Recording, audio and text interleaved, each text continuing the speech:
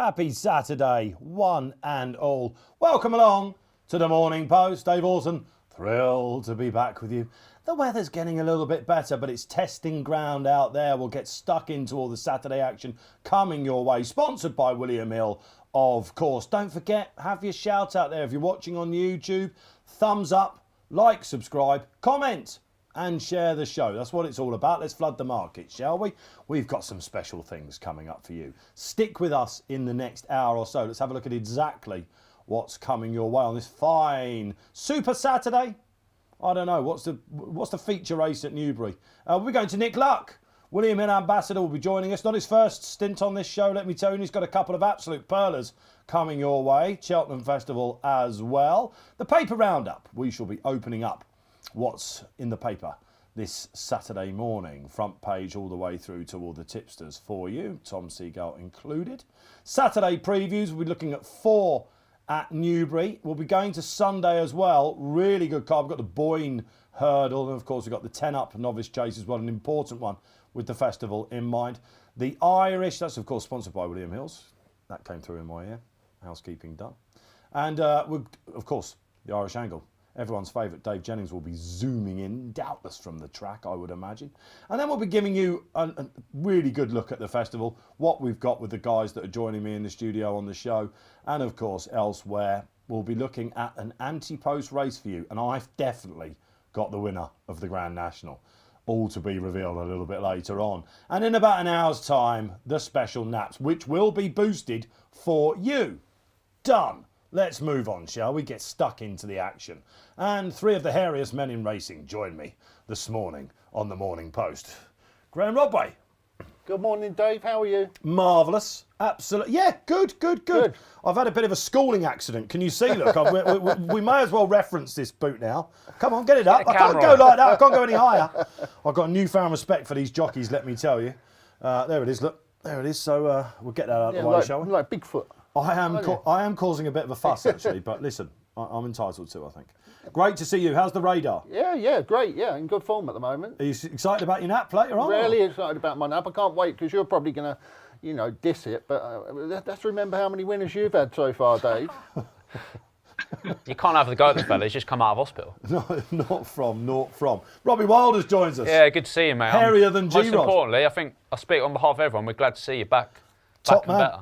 Great to be with you, Rob. And we're just about to go to one of the finest traders at William Hill. And it's fair to say you've been causing Johnny Simpson a headache. The tipping's going well, isn't it? I think the gentleman called me a nuisance earlier, which a pest. I think as a tipster, that's probably exactly what you want to hear. So yeah, let's go up to the trading cave, shall we? Because Johnny Simpson, one of the brightest sparks at William Hill, join us on the line. Johnny, happy Saturday. Morning, Dave. Yeah, Robbie Wilder's midweek nuisance. Keep putting up winners. Good stuff, though. It's a good card. The heavy ground, so I might throw up a few strange results today. I've seen your nap, Johnny. We'll get to that a little bit later on.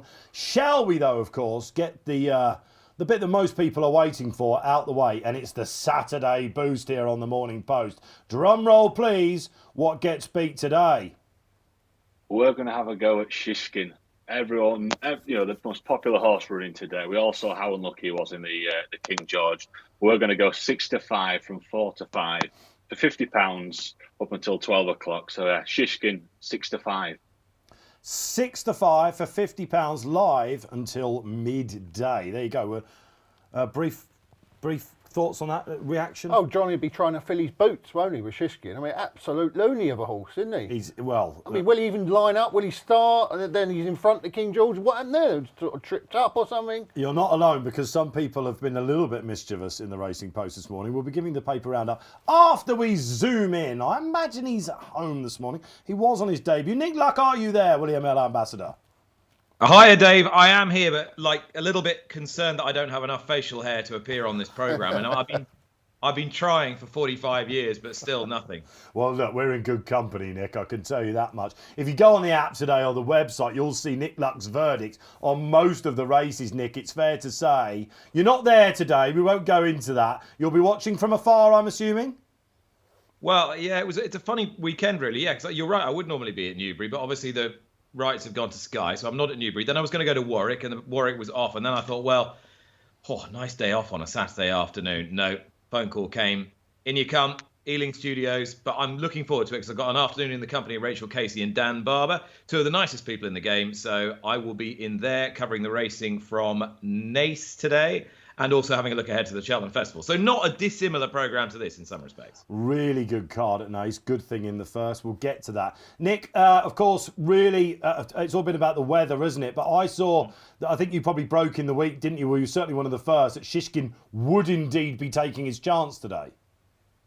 Yeah, I was half expecting to ring Nicky Henderson yesterday and for him to say, oh, I'm not sure I'll walk the course, because he has expressed before that he didn't want to run Shishkin in really deep ground. But as he said, where else is he going to go? He wants to get a run into him before the Gold Cup. It's a smallish field. He has handled deep ground perfectly well before.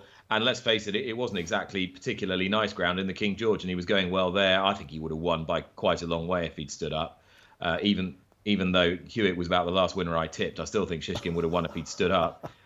So, yeah, I'm pleased he's running. I fielded against him on the basis that I just don't see how I can back a horse that might not start.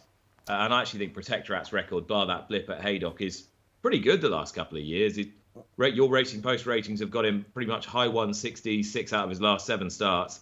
That should be good enough to run a bold race, and I actually don't think he's a bad price. I was chatting to some people yesterday in the game, and they're saying it's not going to be great for it, is it, if Shishkin doesn't win? But then if Protectorat goes and hoses up, that's some boost for Long Presse as well. So we could see a shake-up in the Ante-Post Hills market, couldn't we? Yeah, the dilemma if Protectorat does hose up is then what they do, because I think they know in their heart of hearts they're unlikely to improve on their third place finish in the Gold Cup 2 years ago, and they were perfectly decent fifth last year. But then is he a horse who you really want to drop back in trip for the Ryanair? I wonder whether, even if he does win easily today, it'll be either one or the other or neither. I don't think it's going to make their lives any easier particularly. Don't forget, Dave, of course, this is the wacky races day, isn't it? This is the day when horses like Zanza and Funan Bull Civilar have their day in the sun.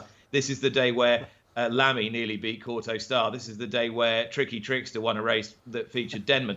So it is the wacky races. People leaving their horses a little bit short ahead of Cheltenham, people not quite sure which way they're going, 1 or 2 horses not coping with conditions. Anything can happen. Flexing some fantastic memory muscles there, Nick. Love it.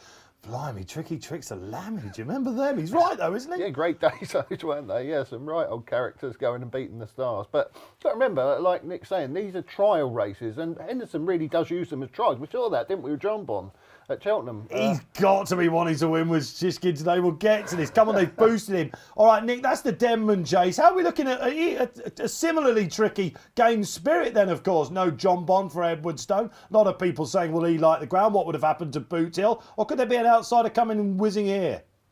I think Amarillo Sky is the horse that's interesting, isn't he? If he continues on the upward curve from last season, he might get the tactical advantage over these, because he could be the lone speed in the race. The ground's surely going to be too soft for Boot Hill. Edwardstone copes with it fine these days, and probably always has. I think he'll be a totally different horse to the one you saw at Kempton last time. I've got a feeling Alan King was easy on him after the Tingle Creek because he'd had a hard race there. I thought it was really interesting. In the quote in your paper this morning, he said, I've worked him really hard since. And the inference I drew from that was I hadn't worked him awfully hard up to Kempton. And he ran a bit like that. He was very fresh and keen before stamina even became an issue. I think you'll see the real Edwardstone today. And on that, he would, on the balance of his work as a whole, then he's the horse to beat. But I just wondered whether Amarillo Sky, he was only 8 lengths behind Edwardstone in the Clarence House last year and finished lame. If he's still moving forward, the gap between them might have reduced. And I think at the odds, if he gets an easy lead or an uncontested lead, he might be the one to be with. He loves Newbury as well. I cannot remember a horse that's been tipped by all the tipsters at once, but Amarillo Sky seems to be that. All right, Newbury specialist. We'll be delving into that for you viewers out there in our own preview. Let's stick with Nick. Let's go to the Betfair hurdle then, Nick. I mean, what is it? Roughly around about 6 is the field, I imagine. We'll have a look with Johnny Simpson shortly. 7 places on offer with Hills. That's surely going to get one in the frame, isn't it? Well, at what point does O'Castle Des Mottes start becoming a backable price? What, he was 7-2 48 hours ago, and is he 11-2, 6-1 now? 7 places with Hills, as you say. The 2 that I went with, I'm like a broken record. Last time I was on this show, I was talking about how I thought Iberico Lord was still really well handicapped, and he blew out completely at Ascot. But as long as he's not a one-hit wonder, maybe he's the sort of horse that you get one go a season. I don't know. But there is no doubt, 134 is nowhere near the ceiling of his ability, so I simply have to keep backing him. The one, I suppose my sneaky one, although I bet he's not that sneaky, I bet a few other people have put him up as well, is this Ito Ditto of Nicky Martin's with Harry Cobden on. Sneaky. Well, I was just watching that footage of Chepstow again. Now, okay, it wasn't much of a race, but he beat quite a nice horse of Philip Hobbs's very comfortably, and they were miles clear. He hit the line really hard. He clearly loves soft ground, and he looks a very strong, powerful horse, strong, powerful stayer over 2 miles. And if he gets out near the lead, how many Betfair hurdles have we seen won by horses pretty much making all the running or nearly winning, having been up there in the vanguard all the way round? It tends to have that look to it, even with a big field. So I think he could run really well here. There's no doubt in my mind that a mark of 121 underplays his ability. And it's Nicky Martin, isn't it? She turns up on these big days, and the horses, and she's amongst the winners as well. I was asked for my top 4 yesterday on Sky, and he crept in there, I have to say, and the booking of champion-elect Cobbers just about does it. All right, so I'm with you on Iberico Lord, by the way. I think you have to go back into it. If you listen to Nico de Boinville's comments this week, he's adamant that he'll want this sort of ground. That's the main play. Anything else, Where?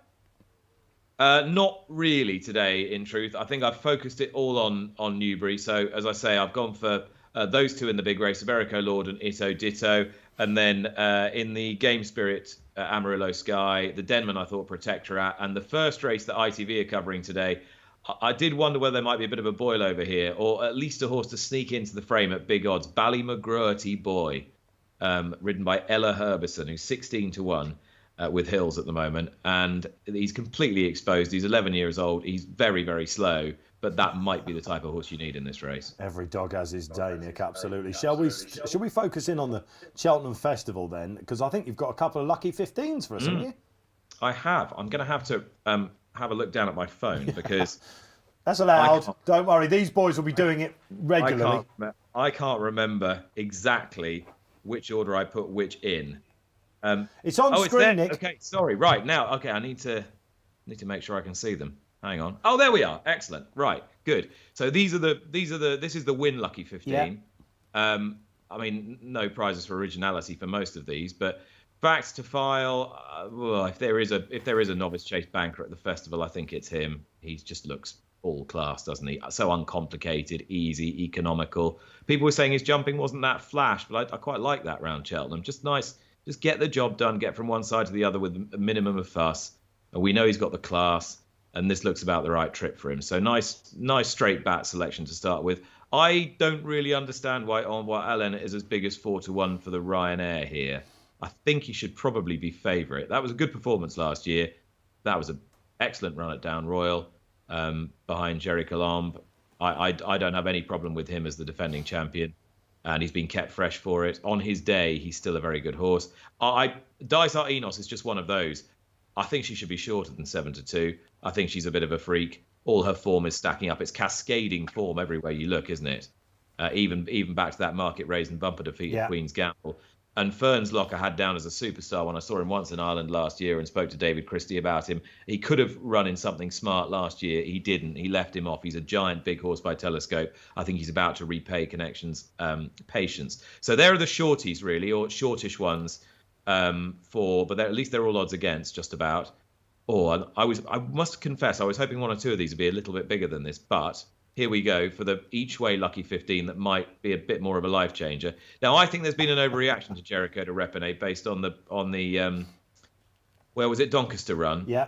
We've seen, as you said earlier on, Dave, we've seen these Henderson horses scramble home in January, February before and then go on and look completely different at the festival. That's what it looked like to me. Strongly run race is going to suit him down to the ground. How many meaningful players in this race are there? And indeed, all these are non-running money back. And indeed, is Ballyburn even guaranteed to run in the Supreme? Yeah, I think there's a lot of people in the Willie Mullins yard who still think he's a Bearing Bingham horse. So I think 8-1 is quite a good price about Jericho de Repene.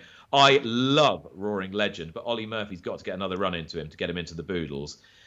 Provided he doesn't do that too badly or too well, I'm hoping on the basis of what he's achieved so far at Kempton, and then again the other day at Musselburgh, he's gonna be off the right sort of mark. I just love his attitude. He tries so hard. He's got a wonderful way of going through a race. He jumps so well for an ex-flat horse. He is perfect for 2 miles round Cheltenham over hurdles.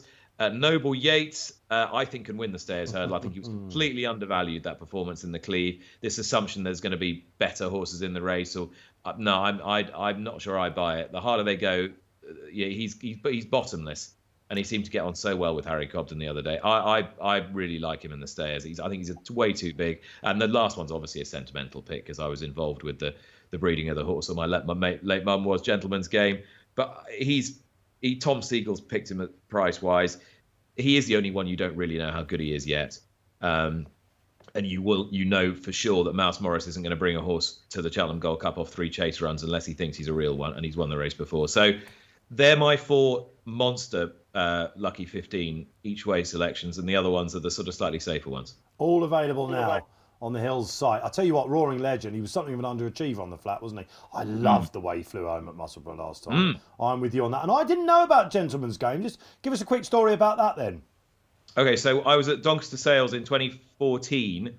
My mother had asked me to go because she had a foal that was selling, and he was very crooked and didn't think anyone would buy him. And as it transpired, Arthur Moore had a friend of his who had a small holding down in Waterford, who said he could do things with horses that were quite offset. So he took a chance and bought the horse for tiny, tiny money. And I was just hanging around at the sales, and I saw this beautiful mare in the catalogue who was in foal to Molinas, who's ended up being quite a good sire, and she was by Terramon. And I had a bit of a fixation at the time with Terramon mares. I'm trying to cut this very long and boring story short, because he was the broodmare sire of Simon Sig, Countrywide Flame, and all sorts of other horses at the time. Anyway, this was a really good old English pedigree, going back to Teton Mill. You remember, should have won a Gold Cup, won the King George and the Hennessy. Ride Again, who was a really good horse of Jenny Pittman. So it's a really good, strong, classy Stayers. Anyway, I didn't think she'd make much money, so I spoke to the guy at Yorton Farm, Dave Futter. I said, what do you think she'll make? Maybe I'll have a go. Ended up paying a little bit more than I thought she'd make, but it was still not that much in the grand scheme of things. And anyway, a few years later, she produced Gentleman's Game. So luck by name, luck by nature, of course, as we all know. Well, I think that's one for a bottle of claret, isn't it? Which we'll try and do sometime. He'll roar up the hill, won't he? We know that's for sure. And target trainers and all that. Mouse is one of the best. Nick's been an absolute pleasure. We'll let you go. Dave, that's a bottle of claret each. At least, I think. It depends if we invite G-Rod or not. Then we will need the wheelchairs to get out. That's for sure. I've got plenty of them at the moment. Speak for yourself. I'll be fine. I've seen you in action, Nick. Just to let you know, there's a Hunter Chase, isn't there, at Nace later on, which you'll be covering on RTV. It looks sizzling hot. Ramillies and all that. So that picture might change slightly. It is a good race, and of course David Christie's got a massive line in, hasn't he? Because he's got about three of the good ones at the moment, and he's got one in this afternoon. So that could change things, but I do like Fern's Lock. He's a big horse. They needed to take their time, and I think the patience is going to be rewarded. Absolutely fantastic stuff, Nick. We'll let you go. We know you've got to get into the studio. Go well. See you soon. Cheers, Dave. Thanks so much. Nick Luck there, William and Ambassador, opening up the show for us. Fantastic stuff. And let's hope you wrote them all down. If not, you can go back on YouTube later and get all the tips that Nick put up there. We haven't got time really to go into the goose of it all, but Roaring Legend is a sneaky one if he gets that other run. Rob? Yeah, I would agree. Yeah, he's I saw him finish his two most recent races really well, and he's going to be on. He's going to get in, isn't he? Off his mark. So I think the Boodles winner might be running. I don't know if you. Yeah, you've touched upon that earlier. Off camera, but we'll find out more later on. All will be revealed. Shall we do the paper roundup now and get whizzing through the show? This is what you get in your Racing Post this morning. Don't panic. Oh, dear old Ian Lavender passed away, didn't he, of course. And don't tell him your name, Nicky. Stupid boy. And there they are, the two great adversaries, of course. The leading trainers either side of the Irish Sea going head to head. Nicky had a lot to say, of course, about Willie's runner in the Betfair hurdle. Bookies running scared again, says front runner Chris Cook on page 2. But Mullins' record is far from a glowing recommendation. Yes, yet to take out the big price. Has gone close, of course. G-Rod, there you are. Right. Handicappers don't know what to make of a castle, but caution is advised. We'll get into your brain. That's non-advisable, isn't it? But we're going to do it. And here we go. Who have we got here? Oh, yes, Mischievous Melrose. Hoping the best version of Shishkin shows up, says the betting editor in his piece, if he runs at all. But that's gone down well at 7 Barrows. Let's move on. Johnny Deneen, wager of the weekend. Lark in the morning. and he puts up his eye catchers, all his best bets. How good was Johnny last week? Absolutely loved it. That's a good thing today to ensure a place in Boodles. Moving on. There he is. I was sticking his Some finger. picture of that. I've not seen that Hang on a before. minute. He can't be that Wow, it's a little bit dissuaded with the game. Is slightly he? blurry finger, I'd say. But He'll love that, isn't he? Mullins to win the Betfair hurdle. It's only a matter of time. Matter of time, the second string, if you like. He's got 3 runners that get in. A lot of people fancy this. He's an absolute lunatic. But a lot of people think that's his day on another tipster going for Amarillo Sky. All the premium content we give you here on the Morning Post. Right. Shall we crack on? What are we doing now? It is time, isn't it, for the Saturday previews. 4 races at Newbury coming up. We're not going to live to the day. So, I mean, what sort of thing are we expecting ground-wise at Newbury? Going to be testing, isn't it, Dave, you thought?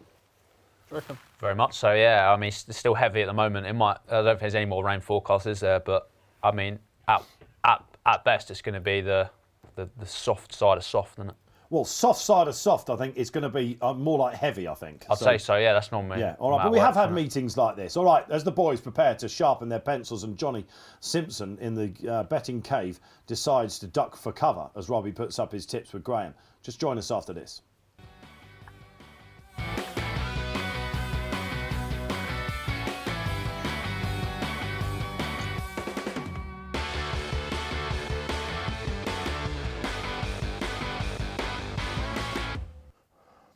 Right then, let's get stuck in. Good morning if you're just joining us on the Morning Post, sponsored by William Hill, here in Racing Post HQ. Myself, Dave Alton, Graeme Rodway, Robbie the Kid Wilders, and Johnny Simpson, who we're going to go to now because Johnny, strong race this opener for you.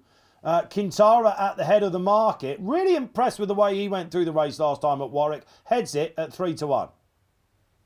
It does, yeah. We're paying 4 places here. It's of the TV races, probably the quietest one with 2 major non-runners yesterday. So at the moment, Kintara 3-1, Equinus 6-1, Emiton's solid 4-1. But the only mover here is the old boy on the blind side, 20-1 into 10-1. I believe that is courtesy of Mr. Segal. But that's the only mover here, sort of 4 places.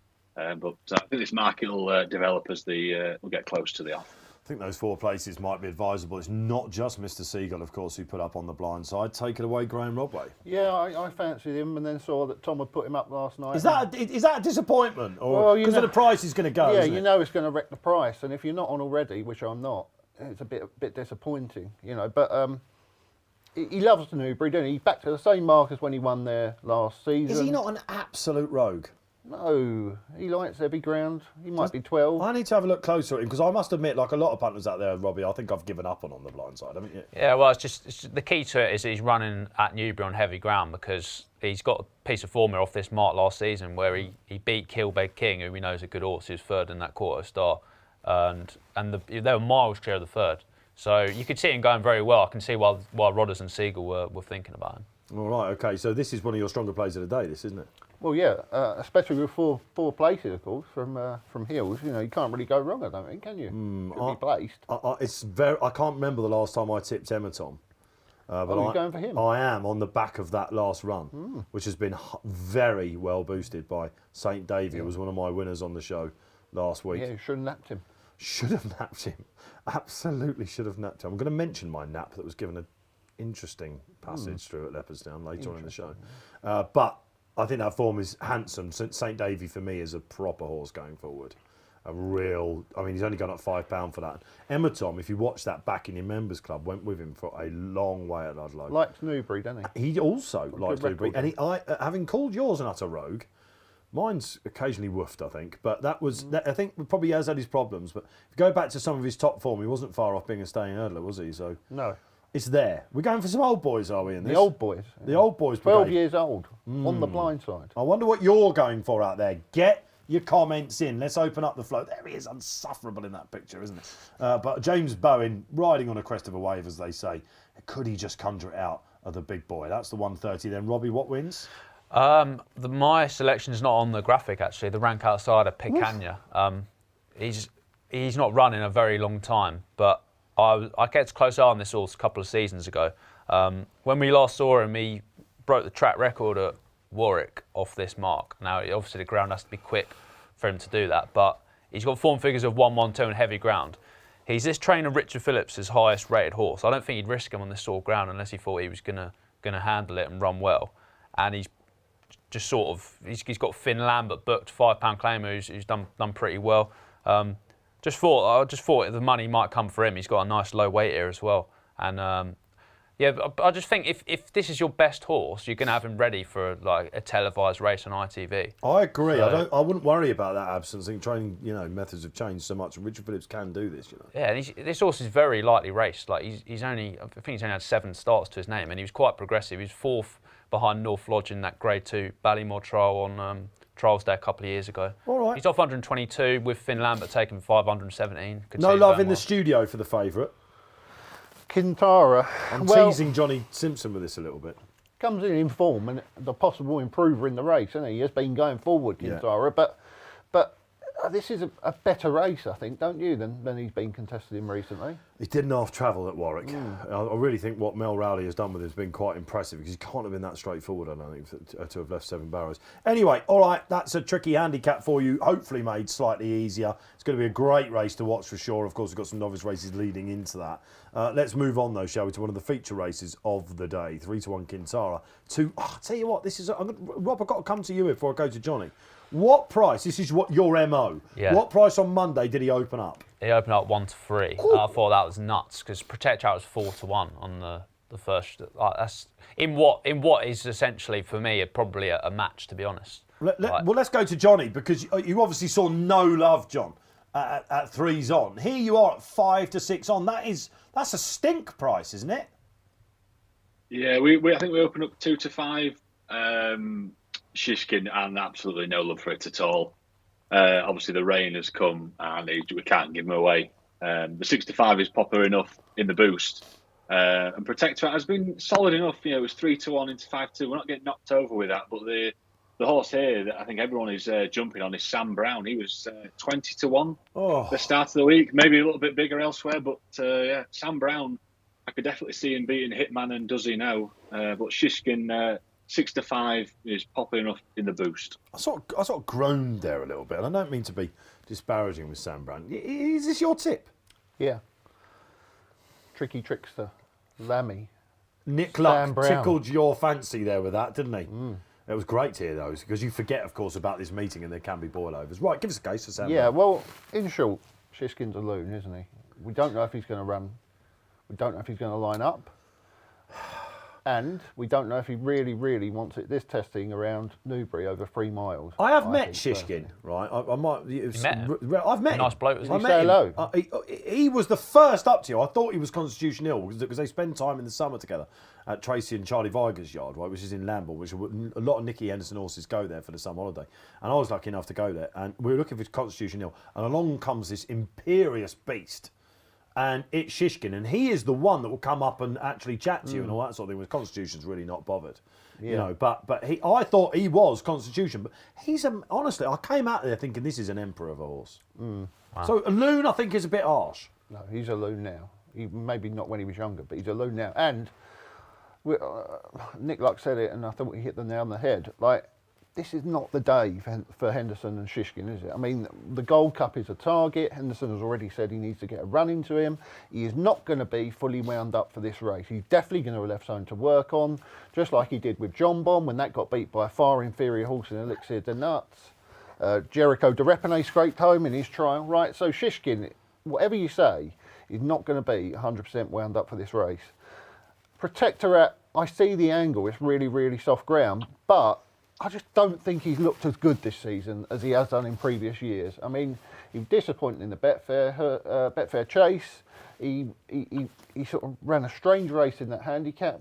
And then last time out, he got beaten by Long Press. The Long Press was coming off a huge layoff, Dave. I must admit, I'm not convinced by Protectorat. Are you, Rob? Yeah, I'm convinced, yeah. Like the Betfair Chase run, you thought, oh, hang on, this horse might be done here at the highest level, but I mean, he's come out. He's finished third in a very competitive 3-mile 2 handicap chase at Cheltenham, off a mark of 165. Like that's huge, and it's a Grade 1 rating. And he's come out and obviously given Long Press £4 and give him a real race. Like The question is how good was Lompress? What's the worth of that performance? Because he's probably going to improve from it. He's meant to run in the Ascot Chase next week, I think. But I mean, RPL's 169 in his last 2 starts. Loves heavy ground. Shishkin, just totally echo what Rodgers is saying. Like he's getting. This is a prep race for the Gold Cup. He's been withdrawn on account of testing ground plenty of times before. Who? Shishkin. He loves heavy ground. Yeah, but it's Nicky Henderson, isn't it? Like he's very cautious of running his horses when it's really testing, when they've got a bigger target coming up. And before this season, his form figures of RU, he'd been beating odds of 6-5 3 times his last 5 runs before that. So, do you want to be taking 1 to 3 at the start of the week? Absolutely not. Do you want to be taking 5 to 6 now? That's more like it. So I just think he wins. It's more Who like was with me out there? Come on, let's just show some love for You're Shishkin. going to go and take on Johnny the Judge, taking that 6 to 5, are you? I'm going to take the 6 to 5 against. Absolutely. I'm having 50 quid on, John. 100%. Odds against Shishkin in this. I think the whole race sets up perfectly for him. For me, last time at Lingfield, Protector almost found it sharp enough. He looked like a national sort of horse to me. He just kept going. I thought Lompress was going to streak away, and while he won readily, Protector, to his credit, kept going and kept going. He looks like a proper stayer to me now. I think he's going to try and get on with it. Hitman can only lead if he can only win if he leads. Sorry, I'm almost certain of that. He's a forgotten horse, isn't he? Well, Hitman, and does he know he can't win, can they? I mean, Hitman... You lot tipped Hitman. Yeah, I know, mate. Yeah, sackable offences. You have to re-evaluate your opinions of horses. Oh, I didn't tip Hitman. I remember Keels tipping it and saying that's one of the worst tips I've ever seen for the King George. I mean, Hitman, you were on it. Hitman cannot win this race. He doesn't stay 3 miles properly, and I don't think he wants it this testing. Does he know he's not good enough? That leaves you Sam Brown, who ran a really good race when winning last time at Newbury. Yes, he's 12, but he loves heavy ground. He's run well round Haydock on heavy ground before, similar sort of track. Going to be another Lammy, another tricky trickster. Sam Brown's going to upset the favourite here. First time headgear as well. All right, that's the 205. John, just quickly, I know you've gone 6 to 5. That will only last until midday, and then it'll go back to, I assume, what is your 5 to 6. But this is the pivotal question of the day, I think. What price, what sort of SP, if you had to put your professional career on the line, will Shishkin be going off at? I think about 8 to 11, Shishkin will settle out as an SP. That's why he's Johnny the Judge, isn't he? Because I think he's probably right. 8 to 11. Okay, all right then. Again, get your comments in. Let's hear from you out there. The boys will build and we will give you your shout out. It's time to go to the game spirit now, where Edwardstone, is this his chance?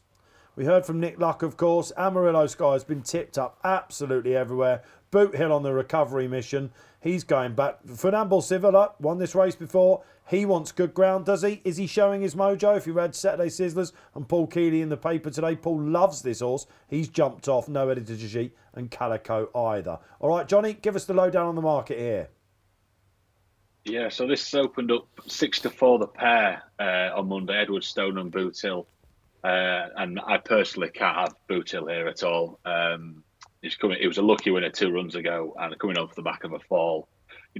He's been stated he doesn't want heavy ground. I think Edwardstone will bounce back here, and I think he's a strong play at the front of the market. The one here, though, that we don't want is Amarillo Sky, who we put in at 14 to 1 on Monday, and that has been hammered around Tuesday evening, all the way down now to about 7 to 2. So we'll be cheering on Edwardstone here. We're going to take on Boot Hill, and hopefully Amarillo Sky doesn't finish in the first 2.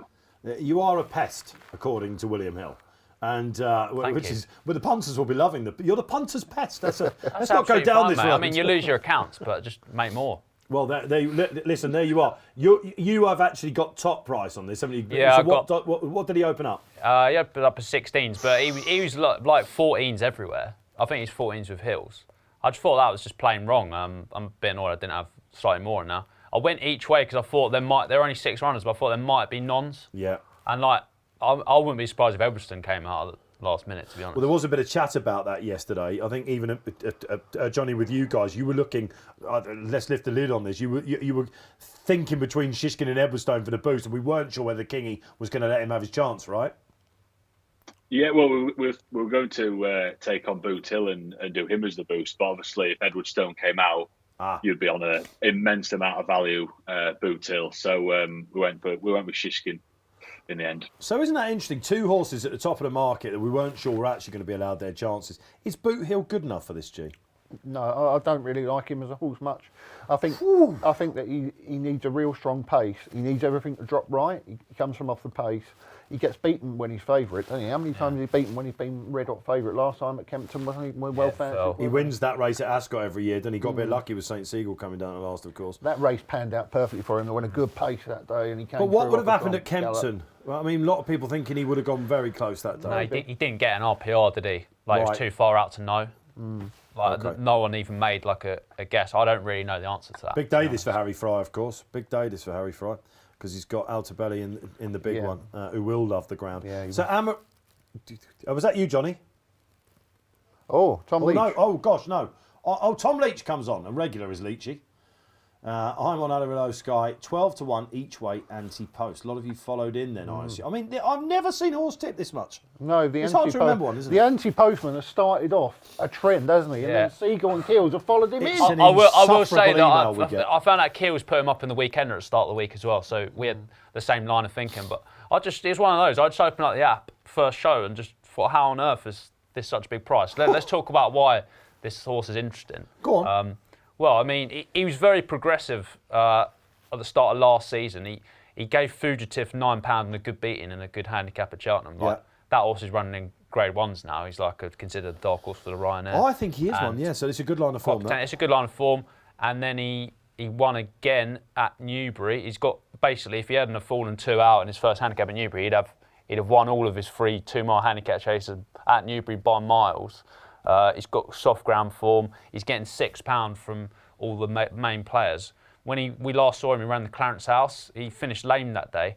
He wasn't actually beaten that far by horses like Edwardstown and Editeur de Guitte. And he's £6 better off now. Obviously, Editeur's not running, but Edwardstown is. Edwardstown's 10. This horse is only 8. He's not run since he was like just turned 7. Like, he's open to more improvement. He's got the Champion Chase entry.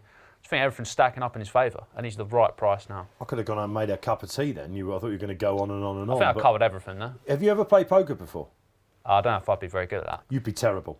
Because you can tell with Robbie when he's really keen on something, he scratches himself, he does this with his hands, he goes like this a little bit, but it's when he's really, really keen on something. I absolutely loved that, didn't you? It was like, I looked at the market and I just thought, how is that 14-1? He's like, Johnny the judge, you've messed up here. This is 14-1. I'm going to fill you in. Putting the amateur dramatics on the show. It wasn't even just Johnny. It was every firm. Like no one. He was literally like no one was even going 12s or any less. So I just couldn't understand it. So Amarillo Sky, the hot pot of the day, the Duck Invercover horse for Johnny Simpson and William Hill and loads of other firms out there. Are you on? Tom Leach is on. Let's hear from the rest of you out there. Cheltenham tips, wherever you want to go. We're moving through the Newbury card and getting to the business end of that before we look at the Sunday Sizzlers. But here is the Betfair Hurdle. One of the best handicaps of the jump season. Yeah, great race every year, isn't it? Richest handicap hurdle, isn't it, in Britain? Favourite winner over the years? Bit nostalgia?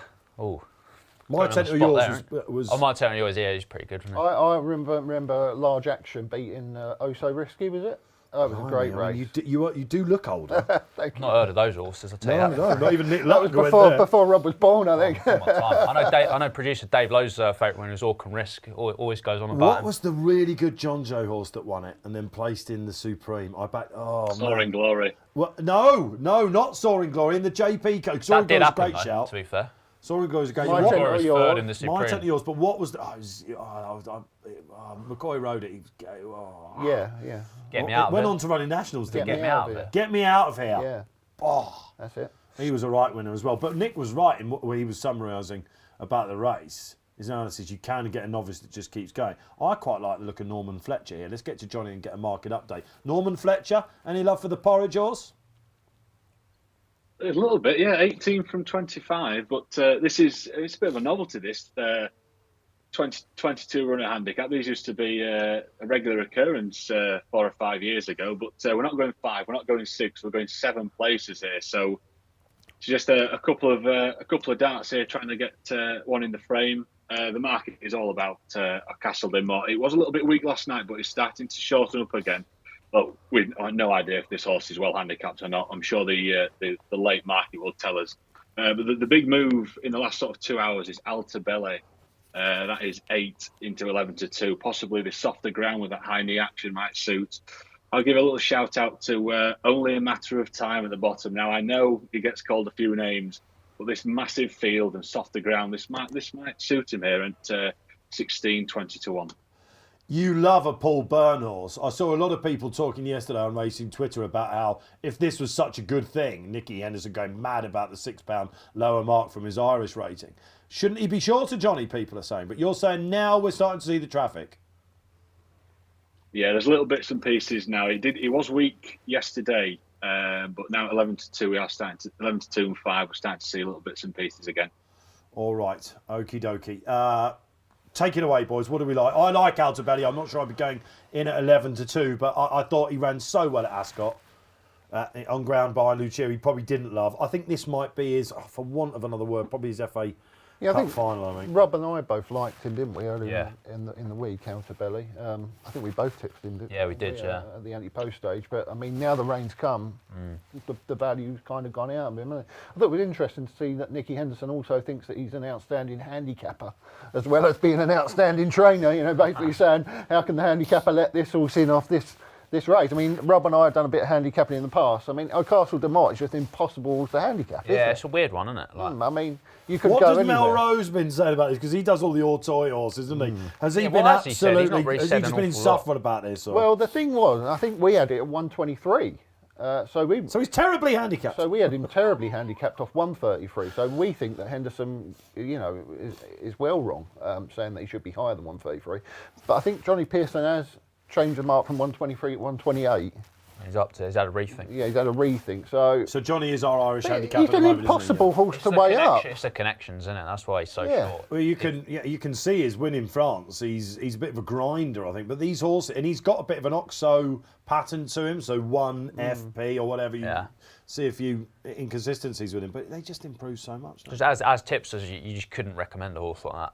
Like a favourite for a Betfair hurdle that we've never seen run. And it's a lot of people will be looking at the market. But it's interesting what Johnny says. So what wins? Altobelli was fancy to start of the week. I've had a couple of bets to start of the week. Like you touched upon earlier, he just loves soft ground. He looked a real tool on it. I think when he won at was it Foss last. Then they chucked him into the top novices hurdle, one pretty quick service at Aintree, Grade 1. He didn't run too well there, but he came back and he caught the eye when he wasn't fully fit by Knickerbocker Glory. At Ascot, that was meant to tee him up for a bid for the Exchange Trophy over Christmas, but the ground just went against him. Now I thought he still ran really well. He's still on 132. I think he's better than that. And I rate Harry Fry in races like this. I think he's maybe even slightly underrated. The other one was Load of Sood at a big price for Dan Skelton. It was interesting. This horse in the Greatwood, it emerged that he had like ulcers that day, and that took a bit of sort of getting out of him. He's reportedly working much better now, but he's got loads of form on soft ground. He's only 6. He looked quite a progressive handicap hurdler before the Greatwood. Like he was quite well fancied for that. And I just think that the fact that Harry Skelton's picked him over the Skelton's other two was interesting, and I think he could go well. But brilliant race. Altobelli then, we're singing from the same hymn sheet there. Yeah, this is his big day. G. It wouldn't be the first time that that Dan Skelton wins one of these with a second string, would it? No. He's really good in 2 mile handicap hurdles like this. Yeah.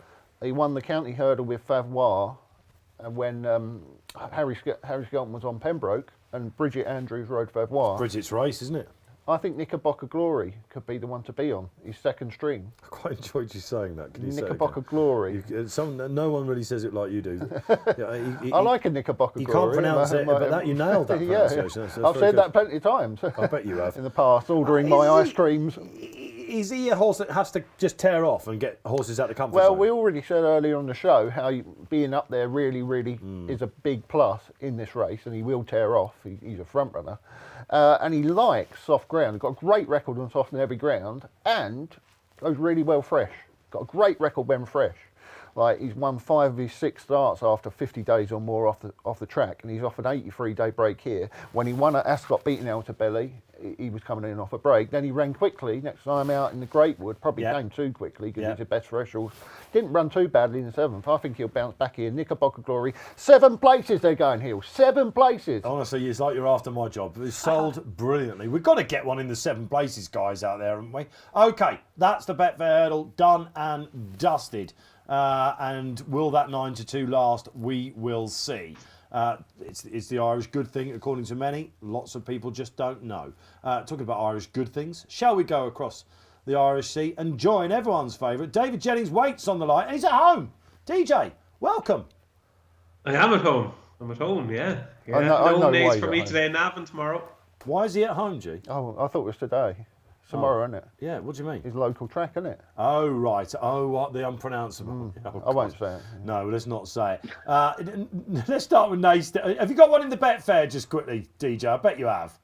I thought earlier on the week, when up in the Ante, I tipped up a Birico Lord just because I think he'll be better on this type of ground. It's hard to know what to make of O'Castle Lamotte. I did Willie Stable Tour back in November, and he seemed to think he was a nice horse, but he knew very little about him back then. So it's hard to know. Obviously, the British handicap, I think, multiplies to 66.5 by 2, and the Irish one does it by 2.1. So he's 139 in Ireland and 133 in England. Look, he could be well handicapped, who knows? But as Robbie said, you can't be tipping horses like O'Castle Lamotte. You have to be taking them on. So I just marginally be with a Birico Lord.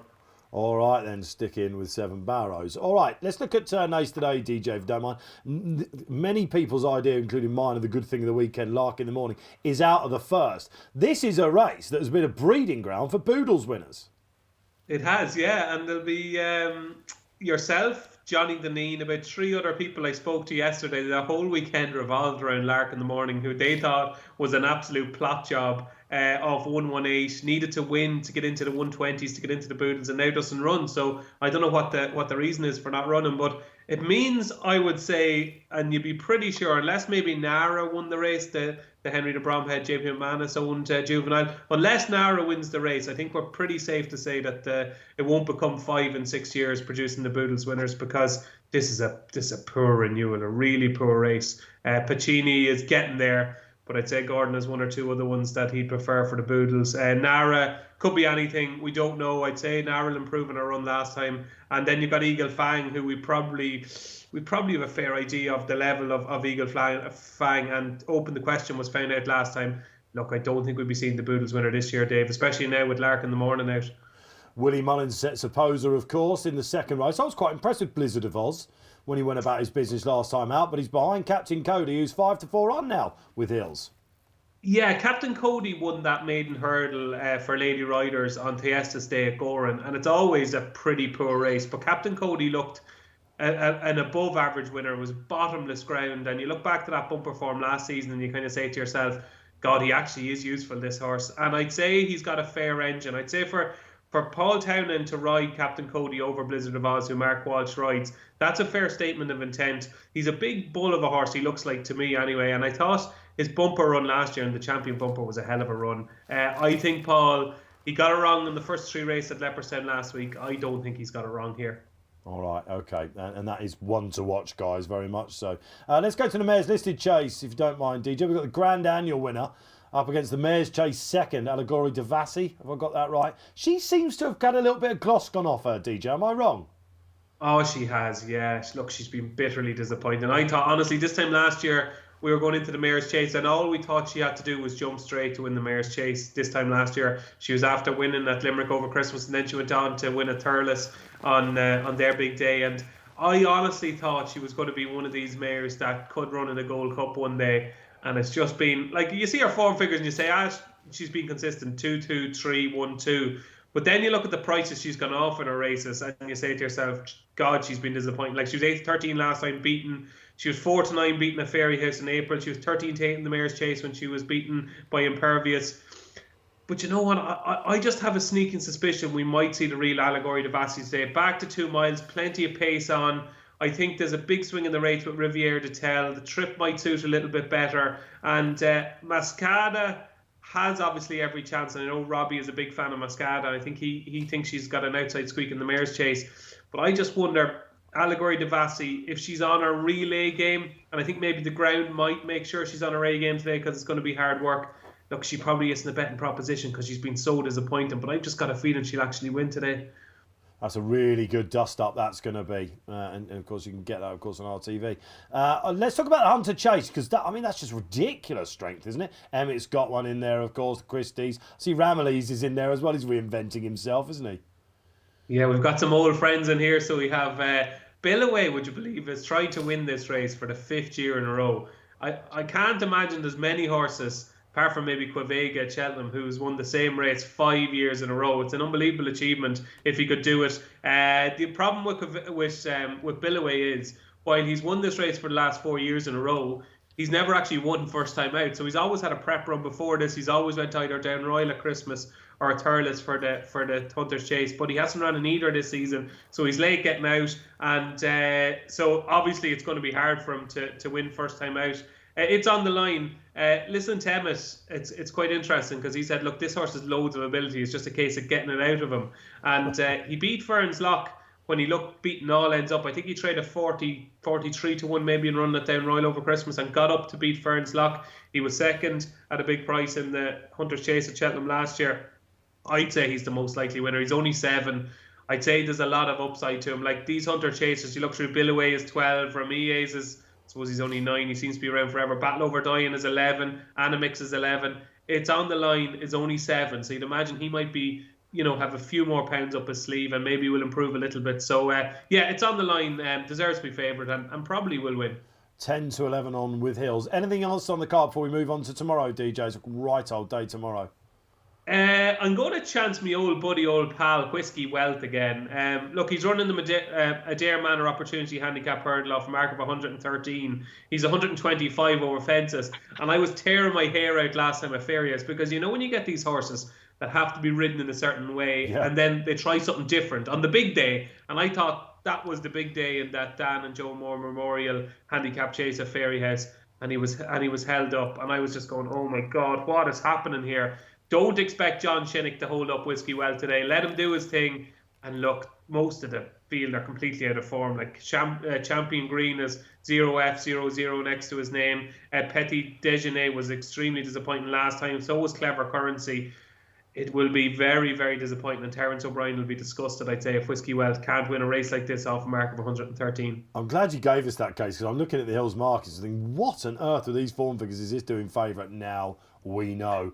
Let's move to the Sunday Scissors. Bring the boys in as well for this chat, DJ. It's Boyne Hurdle Day. It's not 10 Up Day, we call it, isn't it? Boyne Hurdle Day, and I love the look of this card. Yeah, it's probably, I would say, there's the last real card where you will get some kind of Cheltenham clues.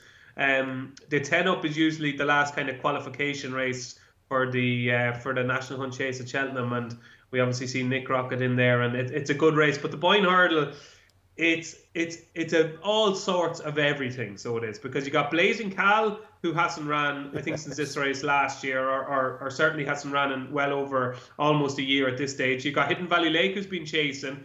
You got Sire de Burlay, the unbelievable Sire de Burlay, who's going back to the Stairs Hurdle, who hasn't ran at all this season. You got Delta Workers going for the cross country, and you've got Galvin that's going for the cross country. So the only one I can see in here who's absolutely tailor made for the day is Ashdale Bob, who I don't think is a strong stayer over 3 miles. We've seen that in the Galmoy when he was beaten by Monkfish. He travelled as well as anything, to within 100 yards of the last hurdle and just didn't see it out. I think 2 mile 5 on bottomless ground at Navan is every bit his cup of tea, because he loves Navan, loves deep ground, and this trip is perfect. So I think this is Ashdale Bob's race, Dave. Oh, okay. Nap on the card. When we did the big jump off, DJ, I put up 5 to follow or whatever it was, and Goacher was one of my horses to follow. I haven't seen him. He's a son of Frankel that debuts over hurdles from the Mullins and Close Sutton bandwagon, and Paul Townend rides him in the first. Yeah, absolutely. He could be anything. It's very hard to know what he's going to produce. Interesting to see you put him up. Like, Ascending is in this race. Ascending is rated 133 and was a close-up third to is it No Flies on him? What was the horse Tom put up for the Supreme? I think it's No Flies on him. So that's a real solid level of form. So your Goucher will have to be pretty decent. He hasn't run in 486 days. Ascending is rated 133. That's a fair level to get up to. I think it won't be easy. The one mare we have to talk about, because she's running against my banker for Cheltenham, is Brighter Days Ahead, who's going to be running in the Mayor's Novice Hurdle against Dice Ardinos and against Jade de Grugy, and what's shaping up to be a pretty hot race. Golden Ace is in there as well. Brighter Days Ahead has had a little bit of a mid-season break, is back now, and they absolutely love her in Calentra House. You speak to Jack Kennedy about Brighter Days Ahead, and he will wax lyrical about her for ages. He loves her, so he does. It's going to be interesting to see how she gets on. I think that Mare's Novice Hurdle is going to be an above average renewal this year, so it's going to be very interesting to see how Brighter Days gets on in that 2:15. She should be way too good for these. Yeah, Dysart Enoch fans are absolutely honing in on that one, and of course she's got the penalty, which Ferg. Is that your banker of the whole festival? It was a few weeks ago anyway. I thought when she won in the new course at Cheltenham against the boys, when she beat the Bat, I just think she's got a wicked turn of foot. I think she's really rapid. I think Fergal O'Brien has basically mapped out her campaign beautifully, ensuring she doesn't get a penalty for the Mare's Novice Hurdle, that she has course experience, that she hasn't really had a really hard race in the lead up to the race, winning that Mickey Mouse race at Doncaster. I just love the way she's being campaigned, but I've been petrified in the last couple of weeks by Jade de Grugy and Brighter Days Ahead. They really do like Brighter Days Ahead. All right, okay. It's going to be a sizzling race come to the festival. Lots of people, 4 to 9 Hills, expect that to get over the mark. Before we let you go then, bet of the weekend, DJ? It would have to be Ashdale Bob tomorrow on that Boyne hurdle at 2:45. I just think all the stars have aligned, and I think there's so many question marks about the rest of them who are having their kind of pipe opener for the cup final. This is Ashdale Bob's cup final, and I think he'll win the 2:45 at Navan. I think 9-2 is a big price. Dave, pleasure as always. You've educated us again. Go well. We'll see you this time next week. Good to have you back, Dave. Top man, everyone's favourite, of course. He's given us the lowdown then on the Sunday Sizzlers. It's your time to shine. We'll see if you agree or not. But let's go to Johnny Simpson and bring up the market for the Boyne hurdle after this ad.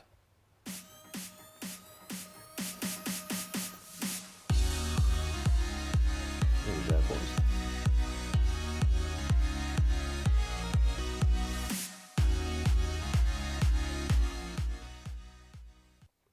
Marvellous. Stay ahead of the field. Free bets. It's all out there for you. Navigate your way to the app or the website and you can find them. Johnny then. Let's see what... Is it Blazing Cal at the top? We haven't... DJ wasn't sure when we last saw him. I think it was the Stayers, wasn't it? When he didn't get up the hill. Yeah, what a nightmare of a market this was to price. You've got horses who haven't been seen for the thick end of a year, and people having trial for Cheltenham, the cross-country brigade. But yeah, Blazing Cal, from memory, in this race last year, opened up a similar price, and I think SP'd 4 or 5 to 1. So I would just be wary of what the market might do here. But I think DJ's nailed the solid one in Ashdale Bob. I'd find it hard to see him out of the frame at 4 to 1. I'll tell you what, this is, of course, the William Hill Boyne hurdle. Massive sponsorship for the firm tomorrow at Navan. Probably half of them going over for a lovely jolly, but great to see. And Ashdale Bob definitely is the one that they're ducking then, it looks like. And I'm going to come to you on this. Yeah. Did you put him up in the Galmoy? No, I put him up, but yeah, on his last run, the Galmoy, he's a bit disappointing there. But like DJ says, maybe he's not the strongest stayer. They didn't actually go that quick in that race, though. He was actually second on my list. I wouldn't like Blazing Cal. I know he won it last year, but we don't know if he's going to be the same horse. Again, like a custom to Mott, we just don't know what Charles is doing with this boy. If I don't know that about a horse, I'm not taking 13 to 8, that's for sure. Yeah, fair enough. What wins? I think this is a kind of race that a lot of these are just using it as a springboard, like Galvin, Delta Work, looking at Cheltenham, Side de Burley, obviously. Like Blazing Cal's probably not going to be completely well. So I thought the Capo Glory is one that could go well. This is like I was saying with Pecan earlier. This is this trainer Padraig Butler. It's his best horse.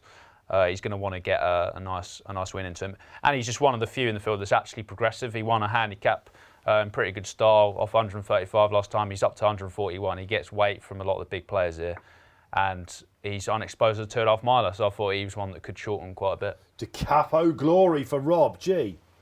I thought Blazing Cal would win. Someone. I don't like Ashdale Bob. He's a funny horse. He's I got like loads him, of talent. but I don't back him anymore. No. Get out of the way. Don't I do win like very him. often, does he? You know, I mean, I fancied him last time as well, like Rob in the Galmoy. And I've had some good days with him, though. He's a bit of a warrior. He's going to lead, isn't he, do you think? Maybe, yeah, it's possible. But I just looked at it and I thought, well, Blazing Cal's coming in. He's not run since last year at Cheltenham. He went off 7-2 second favour or something for that Stayers hurdle. I mean, how many of this lot would even, well, obviously Side de Burley won that Stayers hurdle. Well, look at the names here. You've got Delta Work there, Galvin, of course, prepping up for something else, you'd imagine. So I mean, we can whittle down some of the these worry, guys. of course, is Blazing Cal. We just don't know how fit he's going to be. And like I say, I mean, a lot of these are using this as a springboard. But he don't get to the track very often, Blazing Cal, does he? How many times has he run in the last couple of years? He's a very popular horse. I just don't think he's the sort of horse you can turn up at 85, 90% fit, given how fragile he is. I just think you take what you can with him, and they'll try and win this race and go on to Cheltenham with a big chance. I do think he's a really good horse. I just didn't think he stayed last. I think this was wasn't sort of perfect for him. Wasn't there a little bit of talk last year going into the stairs that maybe he hadn't had the right preparation? Yes, and there was. And he was a little bit short, and I thought he ran a little bit like that. I think he stays 3 miles. He's won over 3 miles at Cheltenham. A lot of people thought he was the next Solwit for Charles, didn't they? The one who definitely star. doesn't stay 3 miles is Tiupu, of course. He's favourite for the stayers. I can't wait to take him on. We'll talk about him later. Thank you for getting that out the way, and Racing Twitter enjoy that. Hidden Valley Lake is one I've got to mention before we move on to the 10-up. Well, I love this animal. But Why? Why do you love him? I was with him as a novice hurdler, and I don't think we've even scratched the surface. It hasn't worked out for him over fences. And this is just the sort of race that he might cause a surprise in. The market is giving him a lot of respect. I can see why. And certainly on that Monty Star novice hurdle run, where I think he had a penalty that day, and it was a funny old race. He didn't get the best of passages through that. He'll do for me. He's a pseudo-Shrudy horse, that one. What's hidden? I am a pseudo shooter, you know. I can take that label off. First time for everything, isn't there?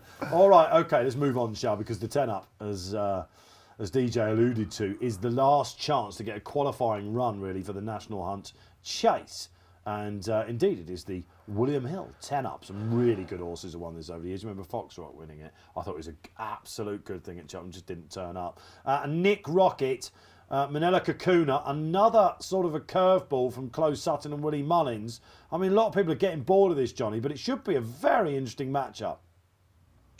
Yeah, this market has suddenly become quite important for Cheltenham. Obviously, with the news that Grange Clare West was out for the season, Back to Fire looks like he might be heading to the Turners. So, if one of these was to win impressively, this could be there could be Townend's riding the Brown Advisory. So, Nick Rocket was to win well, he could be the big shortener. But even money, Nick Rocket 7-4 Manila Kakuna and 7-1 American Mike. Not a race that's seen a great deal of interest just yet.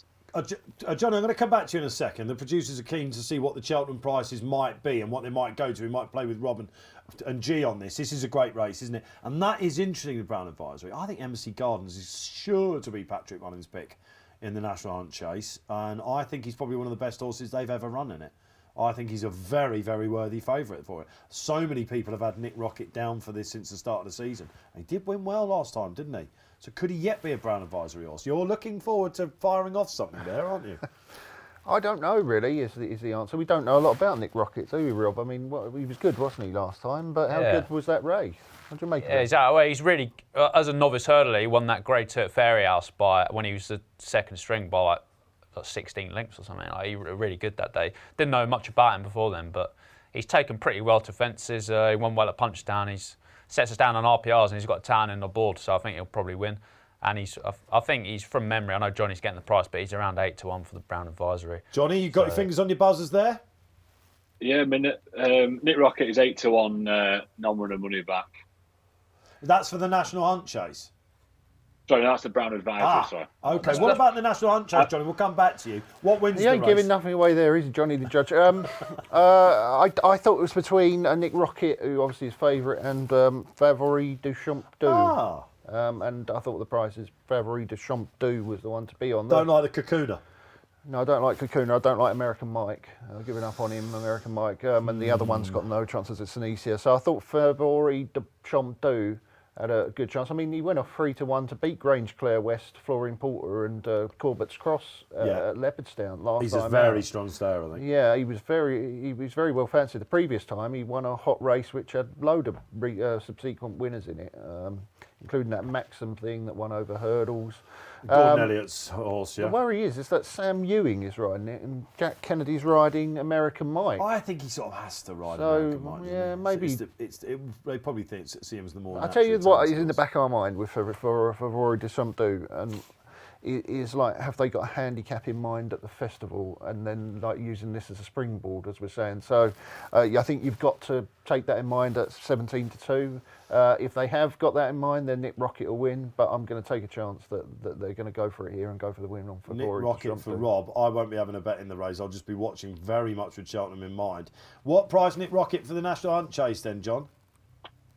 He's 5-1 and 7-1 Manila Kakuna. I suspect that National Hunt Chase will look plenty different coming off. You got Corbett's Cross, who obviously got brought down in the week, and Florian Porter, who sounds like might be going back over hurdles. So a market that's probably worth an interest with the non-running money back concession.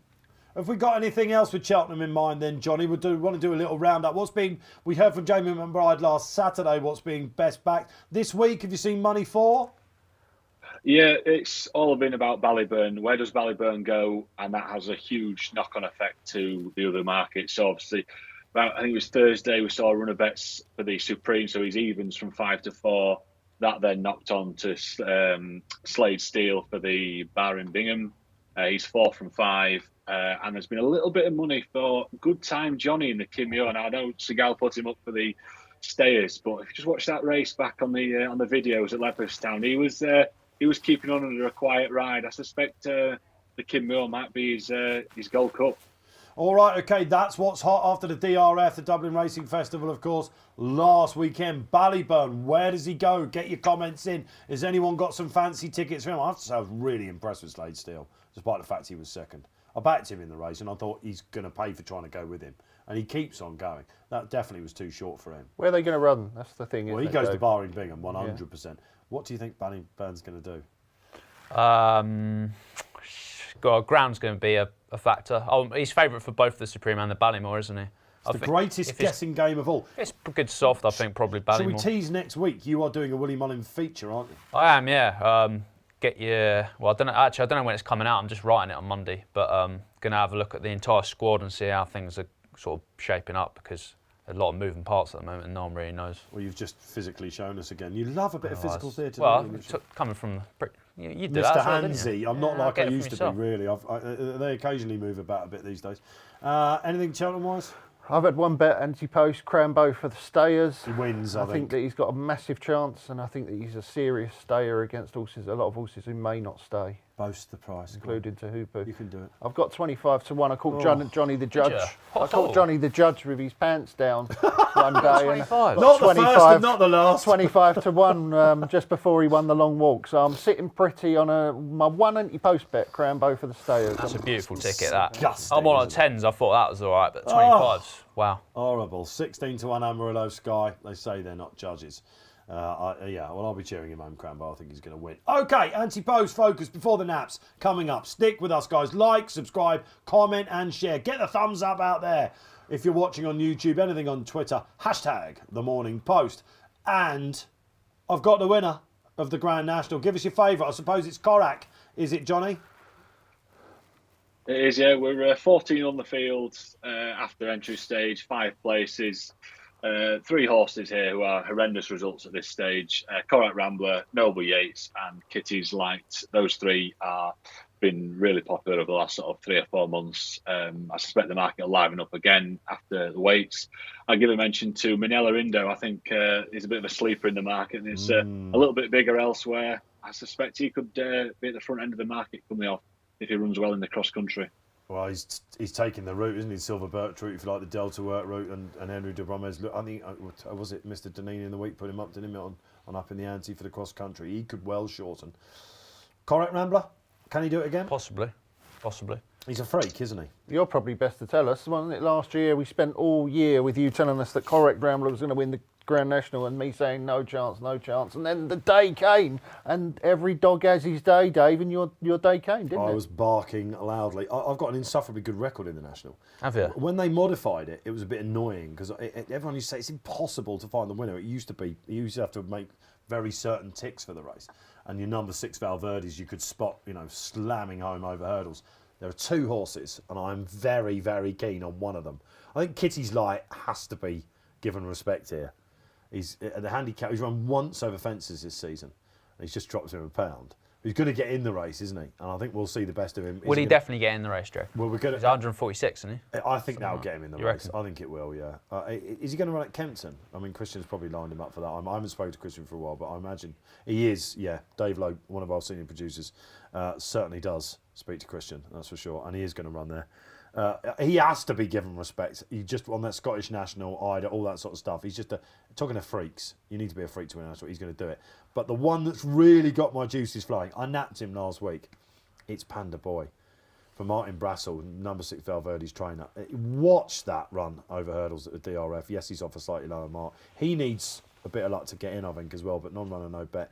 When the weights come out, I mean, if ever a horse is tailor-made for a race, it's him. There you go. Wow. Mile a mission for me.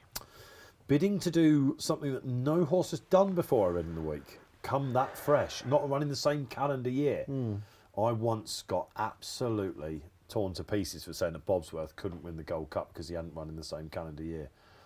Oh, God, that was awful. Well, they can do it. That's trends-based nonsense, isn't it, Dave? It turned out to be trends-based nonsense. Everything started changing, you know. Beaten only by That's All Right Gino, wasn't he? He only won that year, by the way, because of the rain. And Newbury they went a bit that too day. hard, but anyway, there you go. Miles clear of the rest. That's All Right Gino, I think, was a smart horse. Sadly, we lost him, wouldn't we? But It's terrible, that, yeah. But yeah, Marla Mission, totally trained for the race. I like horses that have had their mark protected, like not run, and that's what's happened here. He deserves to win a biggie. Yeah, I mean, I think that he'll go there nice and fresh, and I think you'll see him bang there. I mean, I suppose the question mark is does he really stay? I mean, there was people saying he was tying up last year in the National Hunt Chase when he fell, was it? But I think when a horse runs over extreme test and they fall at last, it's usually because they're tired, right? I think we can say that. So he did go very hard in that race, of course. If you watch it off the home bend, he went like the cavalry were it is behind a him. furlong and a half shorter though now, isn't it? The National because of the Cindy Stead. changes. So Yeah. yeah, I know. I think that he's potentially unexposed still. Marla Mission. For one of the most likeable trainers around, John McConnell. Robbie, quickly. Yeah, I've conjured up a theory last night. Right, Nice. Social, clip this up and play this back after the Grand National, right? It's on the line that's running the Hunter Chase today. He's going to win that easily, right? His mark's going to go up enough because the weights come out on the February the 20th, didn't they? He's not high enough in to... Like Emmett Mullins is always thinking outside the box, isn't he? He did it with Noble Yates a couple of years ago. This horse wins today, gets his mark up. He goes off a short price favourite for the Hunter Chase and then sneaks into the National. And that's the trio. So I wouldn't normally bet out 7-2 at Cheltenham, but I've backed him at 7-2 for the Hunters, thinking he's going to shorten for that today, and then 50s for the Grand National. Never play poker. Never play No, poker. I mean, I might be wrong. He's literally, look, he's all over the place. You're like Rain Man. I might Do be you know wrong. what I mean? I really like that. I really like that argument. I'm quite tempted to have a little bit of a 50 Well, it's Emmett, isn't he? He plays by different rules. As Well, Tom he's Siegel once just famously he's said. trying to get. He's been trying to get this horse handicapped by going an unusual route. He's running Hunter Chase when he's like 6 years old, but he's beaten Ferns Lock, who is Nick Luck's selection for that. Beat him on his last run. If he wins this today, he's going to go off much shorter. And I just think Emmett Mullins, he tries things no one else does. And I thought his entry in the National was interesting, and he's probably going to stay. He looks a thorough stayer. So Yeah, and he's running today, of course, probably with the National in mind, because he might want to. that's what I mean. Yeah, I think he'll win easy. He's like even money today. He'll win. I'm not going to back him today, but he'll win easy. 10 to 11 today. wheels. You can. That's 7-2. I'd look at that for the Cheltenham Festival for sure. All right. That is the Grand National. What wins? The deck's, of course, out this week. It's been really good to have you with us. What time is it? 11 past 11. That means it's time for the naps. Let's get them out. And I've had to... Mine was a winner this week and now it's a non. I've had to do it just... It's like someone's playing with my mind, Johnny Simpson, when it comes to these naps. A lot of people will be lining up going, lay. But I think that Hastings is a good thing in the opener at Newbury, making headway Steve Mason's nap, which worries me slightly because Steve Mason's a proper judge, isn't he? But this thing is a good thing for John Joe. He'll love the ground. What are we boosting him to? Caught me on the hop there, Dave. I'm not sure at the moment. Just bear with me a second. 7-4, the producers are coming 7-4. These are all boosted on the specials part of the side up until midday. My nap today is Kintara in the 1:30 at Newbury. I think he should be coming back off 3 wins on the bounce. He hadn't stumbled after the last at Warwick. He'll love the ground and it'll take a good one to pass him. And what's that boosted out from 3-1, John? Up to 4-1, I believe. Out to 4-1. All right, you can get on. These are all live now, guys. Sam Brown. Sam Brown for me, yeah. You're leaving the floor open for me to win the naps this week, are you? Well, yeah. I mean, yeah, I would love to see you break this streak more than anyone, Dave. And Do we believe it? I'll tell you what, I wouldn't, because Cheering on I've left Hastings. that horse out of my Newbury play spot. So I hope you don't. It was the next best until coming. I just need a winner, guys. I think this will get you over the mark. Amarillo Sky. Yeah, I think so. Is that 9-2 game boosted? Ooh. 9-2. I think that graphic's wrong. He's. I was going to say, I saw him 4-1. under 30. Rob's getting excited there. He's Yeah. going to go and pile in. It's- 4-1 from 100. Such is the money for this All right, horse. 4-1. He keeps being 4-1 still fair. Anyway, all right, there you go. So there are your naps. What are your naps of the weekend? It's been great to have you on the show. Johnny the Judge, go well. Good luck with Kintara, old son. Another sterling performance. Cheers, Dave. Best of luck today, guys. Absolutely. From the cave, we shall let him go and enjoy the punting. And do you reckon he'll go evens, that Hunter Chaser? He might do, mightn't he, I think. Well, if he wins today. Is he the good thing at Nice, Cheltenham. yeah? He's evens today, yeah, he should win that, and he'll definitely shorten from 7-2. That's on the line, of course, later on at Nace. Great to have Nick Luck on the show. Great to have you, G-Rod. Yeah, good to be back, Dave. Are you getting Be ready for back all in your the studio. previews now, like me, for the Cheltenham Festival? Oh, yeah, there's an awful lot of work to be done between now and the big one in 4 weeks. There's not that long to go now, is there? Absolutely not. Loads more content coming your way here from the Racing Post YouTube channel. Get your comments on Twitter as well. The buffoons have been talking. Let's hope we all have some winners on this Super Saturday. From Dave Orton, enjoy the sport.